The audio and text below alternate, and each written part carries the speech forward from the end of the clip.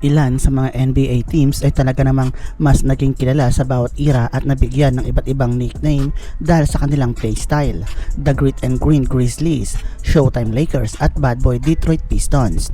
Ang Philadelphia 76ers din naman ay nakilala sa buong era, di dahil sa isang particular na style of play, pero ito ay dahil sa sikat na pariralan na Trust the Process, na kung saan ay plano nilang makakuha ng mga all-star players.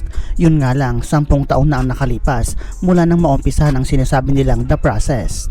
Nakakuha din naman ng mga all-star ang Philadelphia 76ers, pero hindi man lang sila nabigyan ng pagkakataon na mapalapit sa pagkapanalo ng championship. At ang tanong dito ay, nabigo nga ba sila sa process na kanilang plano? Samahan niyo akong tunghayan ang mga naging desisyon ng 76ers sa kanilang The Process, mula sa draft mistakes at sa mga players na maaari sana nilang nakuha sa draft pick. Ang Philadelphia 76ers noong 2012 ay may mga talented players gaya ni na Andre Iguodala, Drew Holiday, Lou Williams at Nikola Vucevic. Pero pagkatapos nilang ma-knock out sa second round ng playoffs ay nagdesisyon sila na magsagawa ng major changes. At ito na rin ang largest trade in NBA history na tinatawag nilang 14 players change teams. Ang 76ers ay trinade si Iguodala at Vucevic kapalit ni Andrew Bynum at Jason Richardson. Si Bynum ang second best center sa NBA noon at naniniwala ang 76ers na siya ang magiging superstar na inaasam nila sa loob ng ilang taon. Pero mukhang nakuha ng team ang maling player. Hindi nakapaglaro si Bynum ng kahit single game para sa team dahil sa kanyang mga injuries, at maaalala lang siya sa panahon niya sa Philadelphia 76ers dahil sa kanyang mga nakakatuwang haircuts. Sa pagkawala ni Bynum ay natapos ang 76ers ang 2013 season sa 9th place. 4 na panalo lang para makapasok sila ng playoffs. Bilang NBA team, ang pagiging average ay isang worst possible outcome dahil ibig sabihin ay di kaya makipagsabayan ng team para makapasok ng playoffs, at malabo rin silang makakuha ng top pick sa draft. 2013 nang ipromote ng 76ers si Sam Hinkie para maging general manager nila. Nais ni Hinkie na magkaroon ng major rebuilding sa team. Sa plano ng nakaraang management na makakuha ng mga draft picks at para ma-improve ang kanilang team, ang team rebuilding ay dinabago sa American Sports League dahil na rin sa salary cap. Ngunit sa plano ni Hinkie para sa team ay lalo pa itong magpapalala sa kalagayan ng 76ers. Trust the process. Ito ang naging kilala kay Hinkie sa 76ers dahil sa plano nito na i-trade ang ilan sa kanilang players para makakuha ng player na makakapagpabago sa palaging pagkatalo ng team. Ayon nga sa kanya ay sana lang daw ay maintindihan nila ito dahil ito ay magiging matagalang proseso. Una ay trade ni Hinkie si Drew Holiday para sa rights ng 6th pick sa 2013 draft, at ito ay ginamit niya para makuha ang talented defensive big man na si Nerlens Noel. Ang move na ito ay nakakagulat dahil si Holiday ang 76ers best young player noon at kakapasok ng all-star team. Samantalang si Noel naman ay nagpapagaling pa lang mula sa ACL injury. Sa kanilang 13th overall pick ay kinuha naman ni Hinkie si Michael Carter Williams na kasabayan ni Giannis Antetokounmpo at Rudy Gobert. Hindi pa dito nagtatapos ang plano ni Hinkie dahil sa pag-umpisa ng new season ay 6 lang na players ang natira sa kanilang team out of 15 players na nasa roster nila ng 2013. Ganun pa man, nabigyan naman sila ng pag-asa na manalo dahil maganda ang ipinapakita ni Michael Carter Williams bilang rookie player. Natapos niya ang season ng 2013 to 2014 na may average na 16 points, 6 rebounds, 6 assists at nanalo ng Rookie of the Year award. Pero sa kabila nito ay sila ang may second worst record sa NBA. Ito ang dahilan kaya na-secure nila ang 3rd overall pick sa draft. Ito ay ginamit naman nila para makuha si Joel Embiid. Sa kanilang 12th pick ay nakuha naman nila ang Croatian power forward na si Dario Saric. Gayunpaman ay di sila umaasa ng agarang impact mula sa dalawa dahil nagpapagaling pa lang noon si Joel Embiid mula sa kanyang stress fracture ng kanyang paa, at si Saric naman ay kasalukuyan naglalaro para sa Turkey ng 2 years. Para sa ibang franchise team, ang ganitong pangyayari sa dalawang pick ay nakakadismaya, pero tanggap ito ng 76ers dahil parte ito ng kanilang plano bilang The Process. Sa pag-uumpisa ng 2014 to 2015 season, ang Philadelphia 76ers ay mayroong 17 straight losses, at ito ay talaga namang nakakayang record sa NBA. Sa kabila ng kasalukuyang kalagayan ng 76ers ay muli na namang ginulat ni Hinkie ang lahat nang i-trade nito si Michael Carter Williams para sa ilang draft picks.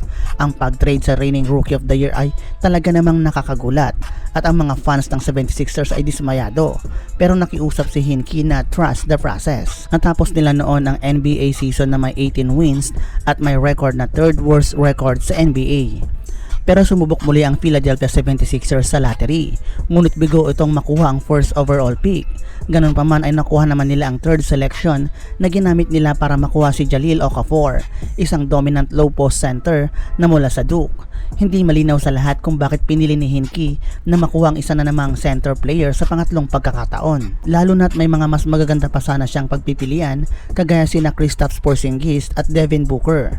Pero maliban dyan ay may mga magaganda namang nakuha si Hinkie, gaya na Jeremy Grant at Rashaan Holmes sa second round at pag-sign kay Robert Covington mula sa G League. Yun nga lang si Embiid ay muli na namang may iniinda sa katawan, kaya naman na-rule out ito sa second consecutive season. At ibig sabihin isang taon na naman ito na pahirap sa kanilang team. Sa puntong ito ay mas lumala pa ang lahat para sa 76ers. Isang panibagong NBA record para sa 28 consecutive losses. Tama, 28 straight loss. Natapos nila ang 2015 to 2016 season na may 10 wins lang. At sa wakas, pagkatapos ng 3 taong nakakadismaya dahil sa naging katawa-tawa ang 76ers sa pamamahala ni Hinkie, ito ay nagdesisyong mag-resign sa kanyang pwesto. Pinalitan ito ni Bryan Colangelo bilang bagong head ng basketball operations. At ang nakakatawa dito, pagkatapos ng pag-resign ni Hinkie, ay saka naman nakuha ng 76ers ang matagal niyang inaasam na first overall pick sa draft. Ginamit naman ito ni Colangelo para makuha si Ben Simmons na nakasabayan noon ni Brandon Ingram, Jaylen Brown, Jamal Murray at Domantas Sabonis. Pinili rin ng 76ers sina Timothy Lewalu at Furkan Korkmaz kesa kina Pascal Siakam, DeJounte Murray at Malcolm Brogdon. Kilala noon si Ben Simmons bilang top prospect sa draft, isang super talented 6'10" point guard na kayang gawin ang lahat sa loob ng court maliban lang sa shooting. Pero naniniwala pa rin ang 76ers na matututunan niya rin ito sa kalaunan ng kanyang career. Pero sa last day nito ng training camp ay na-injury ang paa nito at kagaya ng kanyang new teammate na si Joel Embiid ay na-ruled out din ito sa buong season dahil sa injury. Mabuti na lang sa panahong iyon ay nakarecover naman na si Joel Embiid mula sa pagkamis ng 2 season at pinakita niya na worth it ang paghihintay sa kanya. Siya ay nag-average ng 20 points, 8 rebounds, 2.5 blocks per game at pinakita nito ang kanyang all-around talent. Ang masama nito pagkatapos ng 31 games ay na-injured na naman si Joel Embiid at di nakapaglaro sa natitirang season. Nanalo ang Philadelphia 76ers ng 28 games at ito ang 4th worst sa NBA. Pero at least may nakikita ng improvement sa kanilang team. Nakuha rin naman nila ang 3rd pick sa draft, pero kung ibang franchise ay masaya na makakuha ng 3rd pick sa draft, dito naman ay trinade ng 76ers ang kanilang pick at isa pa nilang future lottery pick para sa rights ng first overall pick na pagmamay-ari noon ng Boston Celtics. Sa 2017 draft, sa first pick ay nakuha ng 76ers si Markelle Fultz, isang super talented combo guard na magandang ipares kay Embiid at Simmons.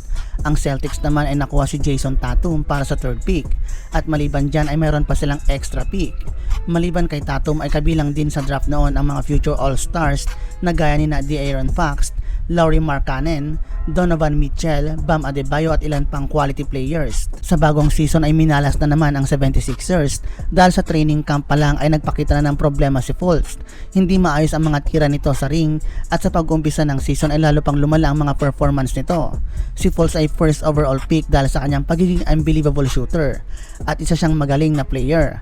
Pero sa pag-umpisa ng season ay nagbago ang kanyang galing sa mga jump shots. Sa pagtatapos ng kanyang rookie year ay napag-alaman ng mga doktor na mayroon siyang rare thoracic outlet syndrome na dahilan kung bakit nahihirapan ang kanyang mga braso sa paglalaro. Mabuti na lang at ang isa nilang lottery pick ay sa wakas handa na at nakarecover na. Naging maayos naman ang laruan ni Simmons at Embiid. Nag-average si Simmons ng 16, 8, and 5 at nanalo ng Rookie of the Year award. Samantalang si Embiid naman ay nag-average ng 23, 11, and 3 at nakapasok pa ng All-Star team. Sa wakas, masaya at nabigyan na ng pag-asa ang mga fans ng Philadelphia 76ers.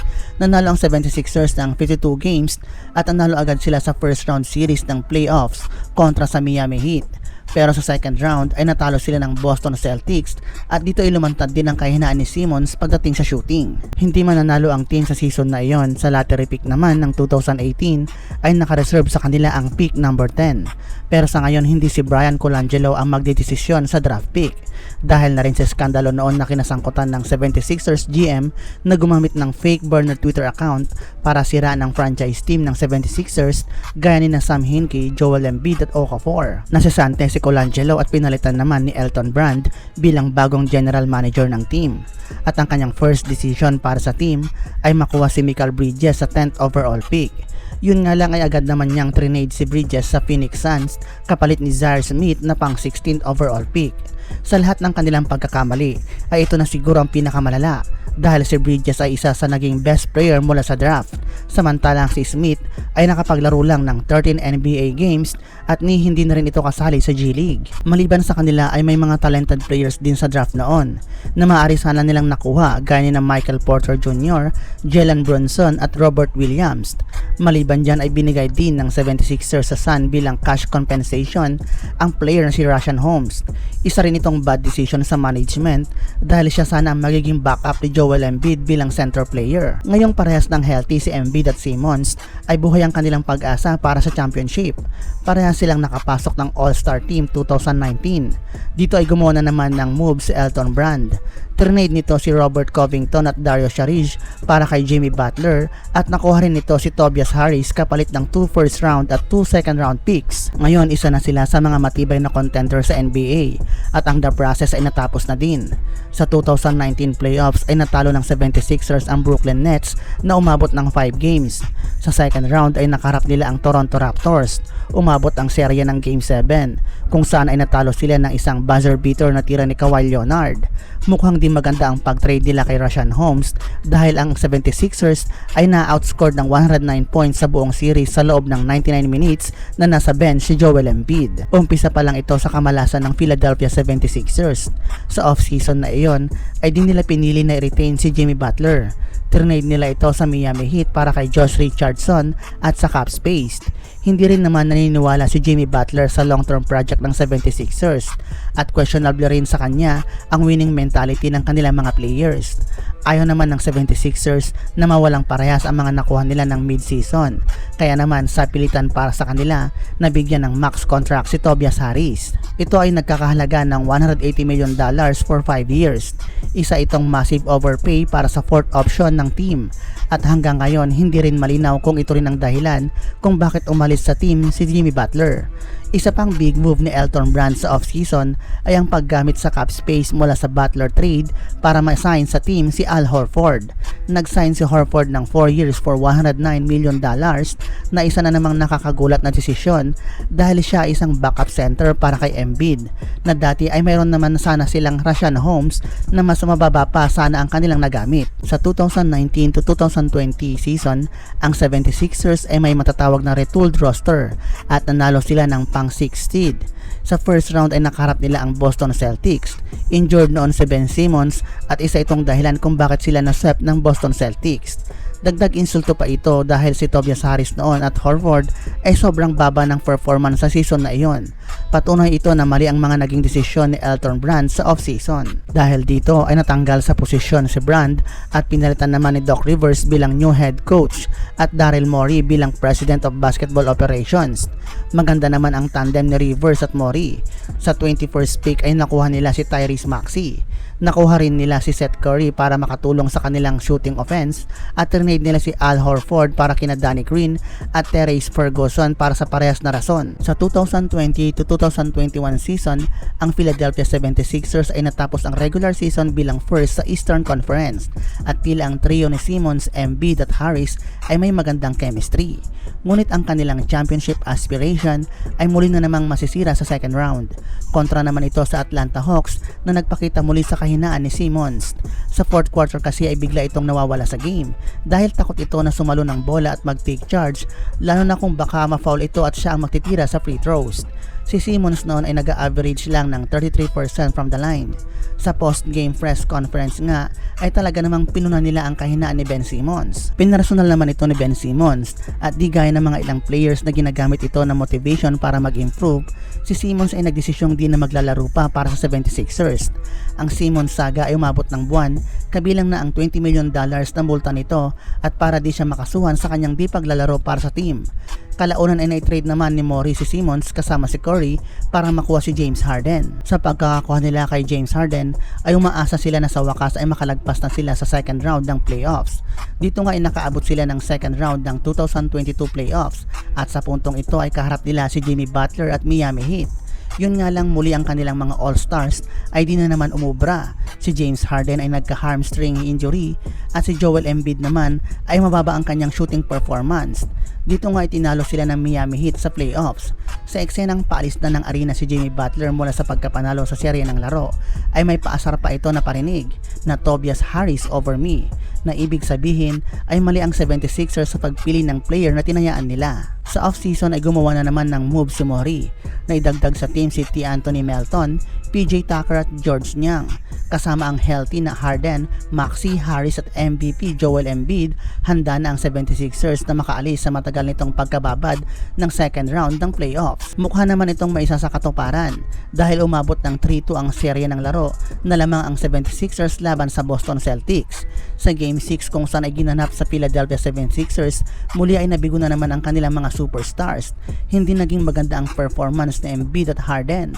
At sa Game 7 na kung saan ay kinakailangan ng kanilang galing, si James Harden ay naka-score ng 0 points sa 4th quarter. Gayon din si Joel Embiid na kung saan ay matamlay ang galawan nito at mahina ang kanyang depensa. Samantalang si Horford na trinade nila noon ay isa sa naging matinding depensa nila pangontra kay Joel Embiid. Muli ay tinalo na naman sila ng kanilang former player. Halos 11 years na mula noong 2012 loss nila sa second round.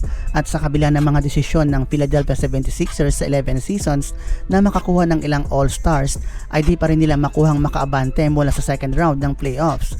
Kaya kung kayo ang tatanungin, ang planong the process kaya ng Philadelphia 76ers ay masasabi nga bang palpak o isang failure?